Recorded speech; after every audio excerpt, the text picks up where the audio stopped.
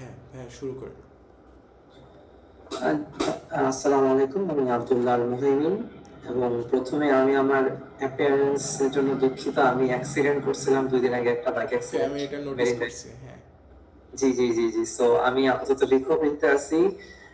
তো যাই হোক, তো আমি রিসেন্টলি নর্থ সাউথ ইউনিভার্সিটি থেকে গ্রাজুয়েট করা কম্পিউটার সায়েন্স ইঞ্জিনিয়ারিং এ। আম, এবং এই আমার স্পেশালের জায়গাটা হচ্ছে ফুল স্ট্যাকিং এবং এআই ডেভেলপমেন্ট। সো আমি এখানে আপনাদের ফুল স্ট্যাক ডেভেলপার হিসেবে অ্যাপ্লাই করেছি। অ্যান্ড ফুল স্ট্যাক ডেভেলপার বলতে আমার মেইনলি আমি রিঅ্যাক্ট ইউজ করি, অ্যান্ড নোড.জেএস এবং টাইপস্ক্রিপ্ট, জাভাস্ক্রিপ্ট এগুলো দিয়ে আমি ওয়েবসাইট বিল্ড করি। এবং ব্যাকএন্ডের ক্ষেত্রে আমি হচ্ছে বেশি অভ্যস্ত হচ্ছে সুপারবেস ব্যাকএন্ড হিসেবে, আর এছাড়াও মঙ্গোডিবি, মাইস্কিউএল এগুলো আমি ইউজ করে অভ্যস্ত। আর রিসেন্টলি আমি অরাকেল দিয়ে একটা ওয়েবসাইট বিল্ড করছি। আর এছাড়াও প্রফেশনাল লেভেলে আমার তেমন কিছু নেই, সব সব এই প্রজেক্ট লেভেলে আছে বা পার্সোনাল লেভেলে আছে। এবং প্রফেশনাল লেভেলে একটা আছে, যেটা আমি মানে জাস্ট অনগোয়িং, মানে হালকা মানে হেল্প করছিলাম আমার কাজিনের একটা ওয়েবসাইট বিল্ড করার জন্য। এটাই। কাজিনের একটা ক্লথিং শপ আছে, ওটাতে হেল্প করেছিলাম। ওকে। সো জি জি। আমাকে একটু front end, back end, database পুরো যে সিস্টেম ফ্লোটা আছে এটা একটু ক্লিয়ার করে বলবেন? ও, সো ফ্রন্ট এন্ডটা তো বেসিক্যালি ইউআই ইউএক্স ডিজাইন, ওগুলো ওখানের ক্ষেত্রে ফ্রন্ট এন্ডের ক্ষেত্রে বেসিক্যালি এই এইচটিএমএল সিএসএস এগুলো এগুলো হচ্ছে ডিজাইনার পার্ট। এবং ফ্রন্ট এন্ডের ক্ষেত্রে যদি বলতে চাই, নর্মালি এই তো টাইপস্ক্রিপ্ট আমি আমি যদি বলতে পারি। হ্যাঁ। সো ফ্রন্ট এন্ডের বেসিক জিনিসটা হচ্ছে আপনার আপার সাইড, যেটা হচ্ছে অ্যাকচুয়ালি অন দা ডিসপ্লে থাকে। আর ব্যাক এন্ডের পার্ট যদি বলতে চাই, ব্যাক এন্ডের পার্ট হচ্ছে ইনগোয়িং, যেটা চলতে থাকে।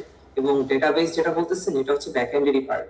সো আমি আমার এক্সপিরিয়েন্স থেকে আমি যদি আপনাকে ক্লিয়ার করতে পারি নাকি বলি। সো আমি যে অলওয়েজ, আমি যদি আপনি আমাকে ওয়েবসাইট বানাতে বলেন, আমি ভাইট ইউজ করি মাঝে মধ্যে, কিন্তু বেশিরভাগ সময় আমি রিয়েক্ট আর নোড.জেএস দিয়ে কাজ করি। এবং ফ্রন্ট এন্ডের ক্ষেত্রে আমি নেক্সট.জেএস দিয়েও কানেক্ট করেছি। সো আমি ওখানে আর আপনার কি বলে, জি এটাই।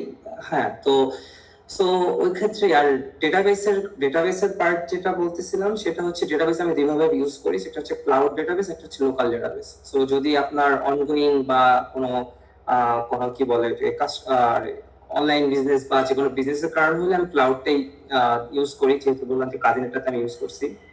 ওখানে ক্ষেত্রে ইউজ করলে, সো ব্যাকএন্ডটা আমি জাস্ট কানেক্ট করি কিভাবে, ব্যাকএন্ডটা আমি অ্যাসিনক্রোনাস ইউজ করি। অ্যাসিনক্রোনাস ইউজ করে আমি এপিআই বা ইউআরএল ওখান থেকে কল দিয়ে আমি ডিরেক্ট ব্যাকএন্ডে কানেক্ট করি, এন্ড দেন ওখান থেকে আমাকে ফ্রন্ট এন্ডে কানেক্ট করা থাকে। যেহেতু আপনি একজন ফুল স্ট্যাক ডেভেলপার, ওই ক্ষেত্রে জি জি জি। আপনি ফ্রন্ট এন্ড বা অথবা ব্যাক এন্ড যে কোনো একটাতে স্পেশালিস্ট, তো আপনার সাইড থেকে আপনি কোনটায় বেশি স্পেশালিস্ট? আমি স্পেশালিস্ট, ব্যাকএন্ডের সাইডে স্পেশালিস্ট। জি। আমি স্পেশালি আমি ডাটাবেস নিয়ে আর ব্যাকএন্ডের কানেকশন নিয়ে কাজ করতে পছন্দ করি। একটা রিজন আছে, এটা হচ্ছে কি আমি অনেকগুলো আমি এআই ডেভেলপমেন্ট কাজ করেছি। তো সো আপনার ধরেন একটা ওয়েবসাইটের কথা বলি আমি, সেটা হচ্ছে আমার ডেটা স্ট্রাকচার মাল্টি এলএলএম। সেখানে আমি পাইথন ব্যাকএন্ডে ইউজ করি, দেন ফ্রন্ট এন্ডে আমি এই নোড.জেএসটা ইউজ করেছিলাম।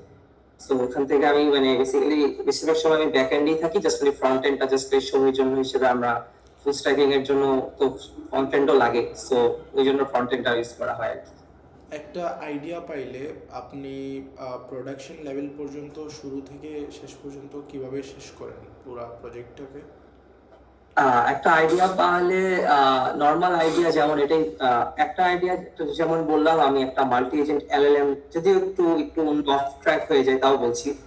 সো আমি একটা multi agent LLM website build করেছিলাম, যেটা হচ্ছে যে অনেক জেমিনাই, আমি বিভিন্ন ধরনের এলএলএম মডেল ইউজ করে আমি একটা ব্যাকএন্ড ক্রিয়েট করেছিলাম পাইথন মডেল হিসেবে।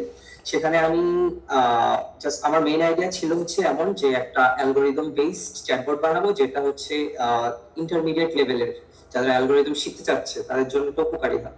সো আমি ওটার ক্ষেত্রে আমি প্রথমে অ্যালগোরিদমের জন্য কয়েকটা কিছু কিছু এলএলএম চুজ করেছিলাম, যেটা অ্যালগোরিদমের জন্য বেস্ট হবে। সো এই যে আমি একটা চ্যাটবট বিল্ড করি মাল্টিজেন এলএলএম হিসেবে এমসিপি সার্ভার ইউজ করে। সো এই আইডিয়াটাকে আমি পরে ফ্রন্ট এন্ডে বা ইউএক্স এ কিভাবে আনবো, ওটার জন্য আমি পরে ভাবলাম যে আমি পাইথন দিয়ে তো যেতে পারবো না, আমার যেতে হবে তো সেই নোড.জেএস এ, কারণ নোড.জেএস হচ্ছে সবচেয়ে ফ্লেক্সিবল। ফ্রন্ট এন্ডের দিক থেকে বলেন বা আপনি ইউআই ডিজাইনের দিক থেকে বলেন, সবচেয়ে ফ্লেক্সিবল হচ্ছে নোড.জেএস। সো আমার ওই আইডিয়াটাকে আমি রিপ্রেজেন্ট করার জন্য তখন আমি নোড.জেএস আর রিয়েক্টের সাহায্য নিই। কিন্তু আলটিমেটলি আমি পাইথন দিয়ে এপিআইটা কল দিয়ে ফার্স্ট এপিআই ইউজ করে আমি সেই নোড.জেএস এ কল করি। আর ভাই যে ডেটাবেসের পার্টটা বলছেন, ডেটাবেসের পার্টটা ওই মানে আমি লোকালি ইউজ করতাম আগে, কিন্তু আমি একটা জিনিস খেয়াল করছি যে আপনার সবার ক্ষেত্রে অনলাইন, তো অনলাইন কানেকশন সবারই থাকে। তো অনলাইন যখন ক্লাউডলি করবেন তখন জিনিসটা অনেক ইজিলি হ্যান্ডেলেবল। আপনার রিসোর্সের উপর পুরো রিসোর্স চাই আপনার ক্লাউডের উপরে। সো ওইভাবে আমি জিনিসগুলো হ্যান্ডেল করি আর কি। আইডিয়া বের হলেই আমি একটা কিছু তৈরি করার ট্রাই করি আর কি, যাতে আমার চালু থাকে জিনিসটা। এটাই। অথরাইজেশন অথরাইজেশন ফ্লোটা এন্ড টু এন্ড ব্যাখ্যা করেন। অথেন্টিকেশন অথরাইজেশন, এটা কিভাবে ওই যে সাইন আপ লগইনের কথা বলছেন? অথেন্টিকেশনই একটা, অথরাইজেশনই একটা, তো দুইটা আলাদা আলাদা পার্ট। অথেন্টিকেশন হচ্ছে আলাদা, অথরাইজেশন হচ্ছে যে আপনি, এটা আমি অ্যান্সার দিলে কীভাবে হবে, আপনি একটু অথরাইজেশন এবং অথেন্টিকেশন এই দুইটা একটু ক্লিয়ার করেন, আর authorization flow end to end একটু ব্যাখ্যা করেন। অথরাইজেশনটা হচ্ছে, আমি একটু ক্লিয়ার করে দিই, অথেন্টিকেশন হচ্ছে একটা ইউজারের ক্রেডেনশিয়াল চেক করা, চেক করা, আর অথরাইজেশন হচ্ছে যে পুরো সিস্টেমটাকে চেক করা যে অথরাইজ হচ্ছে কিনা ডেটাবেস পর্যন্ত, অথরাইজ মানে ডেটাবেস পর্যন্ত ফ্লো হচ্ছে কিনা। সো হ্যাঁ, অথরাইজেশনের এই ফেজটার ক্ষেত্রে বেশিরভাগ সময়গুলো বাগ এই অথরাইজেশনের ক্ষেত্রেই আসে, যে আপনার আমি একটা আমার এক্সাম্পল দিয়ে বলি, যেমন অ্যাসিনক্রোনাস, আমি যেমন ডেটাবেস কানেক্ট করি, আমার ব্যাকএন্ডে সিনক্রোনাস হলে অনেক সময় কাজ করে।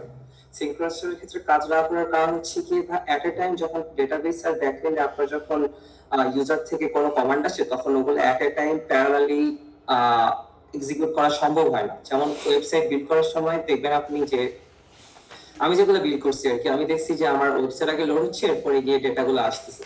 সো এইগুলার ক্ষেত্রে এই মানে এগুলার ক্ষেত্রে আপনি যখন অ্যাসিনক্রোনাস ইউজ করবেন তখন এই জিনিসটা হবে, কিন্তু অ্যাসিনক্রোনাস ইউজ করার ফলেই অ্যাসিনক্রোনাস ছাড়া আসলে মানে ওয়েই নাই আর কি। অ্যাসিনক্রোনাস অলওয়েজ আপনার অ্যাসিনক্রোনাস ওয়েতেই ডেটাবেস এখানে আগানো লাগে। আর অথরাইজ মানে ফার্স্ট অফ অল আমি বলি, আমার আর কি প্রিপারেশন নেওয়াটা হয়নি, কজ আমি অ্যাক্সিডেন্টের পরে গতকালকে আসছি, তো okay fine. I am sorry for that. Production লেভেলে কখনো গেছেন? প্রোডাকশন লেভেলে কোনো প্রোডাক্ট ডিপ্লয় করছেন এখনো? প্রোডাকশন লেভেলে না, ডিপ্লয় করা হয়নি। আমার কাজিনের ওয়েবসাইট আমি বিল্ড করছি, আমি মানে ডিপ্লয় কোনো করা হয়নি। আর আমি ডিপ্লয় বলতে ভার্সেলে আমার জাস্ট প্রোডাকশন লেভেলে নাই, বাট ভার্সেলে আমার কয়েকটা ওয়েবসাইট ডিপ্লয় করা আছে, ভার্সেলের রেন্ডারে। আচ্ছা, যদি কখনো একটা ক্লায়েন্টের রিকোয়ারমেন্ট আনক্লিয়ার হয়, তখন আপনি এই বিষয়টাকে ক্লিয়ার করেন কিভাবে? ক্লায়েন্টের রিকোয়ারমেন্ট আনক্লিয়ার হলে ভাই এটা হলো পার্সোনাল ব্যাপার। আমার কিছু নলেজ তো থাকাই লাগবে, যে ধরেন ক্লায়েন্ট কি ধরনের চাচ্ছে, ওই অনুযায়ী আমার কয়েকটা পার্সপেক্টিভ বা কয়েকটা চয়েস আমার সামনে রিপ্রেজেন্ট করা লাগবে। দেন আই হ্যাভ টু, মানে সবচেয়ে ইজিয়েস্ট ওয়ে হচ্ছে টক ওয়ে থ্রু, মানে আপনি তো একটা রিপ্রেজেন্টেশন দেখাবেন যে এভাবে পসিবল। সো আপনার কোনটা অ্যাকচুয়ালি কোন পাথওয়েটা বা এই ওয়েটা কি আপনার জন্য ইজিয়েস্ট, নাকি কোন ওয়েটা আপনার জন্য প্রিফারেবল।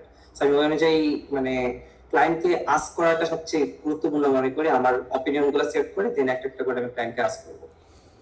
ওকে, সো ফুল স্ট্যাক ডেভেলপার হিসেবে আপনার সবচেয়ে বড় চ্যালেঞ্জ কি?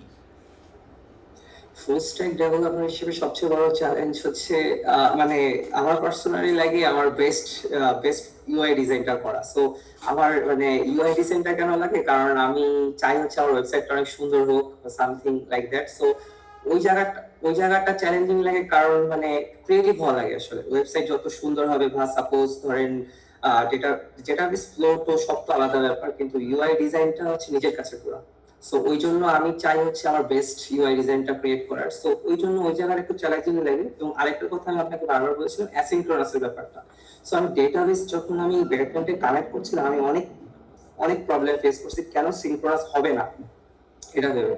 সো সিনক্রোনাস না হওয়ার কারণ আমি অনেক ঘাটাঘাটি করার পর মানে জিনিসটা দেখলাম যে আপনার এট এ টাইম দুইটা ডেটাবেস আর এটা লোড হওয়ার জন্য এটা খুবই ডিফারেন্ট পাথওয়ে চলে যায়। সো অ্যাসিনক্রোনাস বলতে গেলে যখন আপনি একটা ওয়েবসাইটে ঢুকবেন, সবার আগে আপনার ডেটাবেসটা লোড হওয়া লাগবে, না হলে আপনার পেজ লোড হবে না। দ্যাটস দ্য মেইন পার্ট, যে কোনো কিছু বিল্ড করার মানে ওয়েবসাইটের জন্য ডেটাবেসটা আসাই লাগে, কারণ আপনার সব ডেটা হচ্ছে ডেটাবেসে। সো ওই জিনিসটা আমার খুব চ্যালেঞ্জিং লাগছিল প্রথমে, কারণ এটা নিয়ে আমি অনেক ওয়াক থ্রু করার পরে আসলে এই জিনিসটা আসলে একটু আন্ডারস্ট্যান্ডিংটা বেটার হওয়ার কারণে ওই জায়গাটা একটু ফ্লেক্সিবল হয়েছে এখন। কিন্তু ইউআই ডিজাইনের ব্যাপারটা ক্ষেত্রে আর কি, যে বলবো মানে একটু সুন্দর হলে আমার ভালো লাগে আর কি, চ্যালেঞ্জিং মানে যে কোনো ওয়েবসাইট যে কোনো ডেভেলপারের ক্ষেত্রে আপনি দেখবেন ইউআই সুন্দর মানে ডেভেলপার বেটার, এটাই ওই জন্য ক্রিয়েটিভ যে লেভেলটা আর কি কোনো ভালো। যে কোনো একটা প্রজেক্টের উপর 1% ডিপেন্ডেন্সি যখন হয়ে যায় তখন হুম। কি আপনার যদি আপনার ক্ষেত্রে এমন হয় যে একটা প্রজেক্ট পুরোপুরি আপনার হাতেই দিয়ে দিল, আপনার ডিপেন্ডেন্সিতেই চলবে, তখন জি আপনি জি। কি কি সমস্যা ফেস করতে পারেন, মানে কি কি কি সমস্যা ফেস করবেন, অথবা কি কি সমস্যা হতে পারে ওই সময় আপনার সাইড থেকে? আহ, এখানে যখন একটা প্রজেক্ট আমাকে পুরো দেওয়া হবে তখন অবভিয়াসলি আপনার ইউজার যত ইউজ করতে থাকবে কিছু না কিছু ফ্ল তো আসতেই পারে, স্বাভাবিক। যেমন ধরেন মেইন জিনিসটা হচ্ছে ব্যাক এন্ড আর ফ্রন্ট এন্ডের কানেকশনের পার্টটা ধরতে পারেন, যে ব্যাক এন্ড ফ্রন্ট এন্ড কানেকশনের মাঝে মধ্যে ঝামেলা হতেই পারে, ওভারফ্লো হতেই পারে। সো ওই ক্ষেত্রে আমার ফিক্স করতে হলে আমার নিজের চালায়, আমার নিজের যে টার্মিনালে চেক করে এরর চেক করে করে এটা ফিক্স করতে হবে। সো এটাই তো মেইন সমস্যা, ব্যাক এন্ড আর ফ্রন্ট এন্ডের কানেকশনটা। আর আর যদি সমস্যা, আর মেইনলি তো আপনার যে কোনো ওয়েবসাইট বিল্ড করার পর একটা মডিফিকেশন আন্ডারে থাকতেই হয়। সো আমার উপর যদি পুরো দিয়ে দেওয়া হয়, সো আপনার আরো মানে ওয়েবসাইটের আসলে যে আপনি কেউ কখনো একটা ওয়েবসাইট ফুললি বিল্ড করে বলতে পারবে না যে আমার একটা কোনো ফ্লো আসবে না থেকে। সো এখানেই আপনার রানিং থ্রুতে থাকা লাগে আসলে।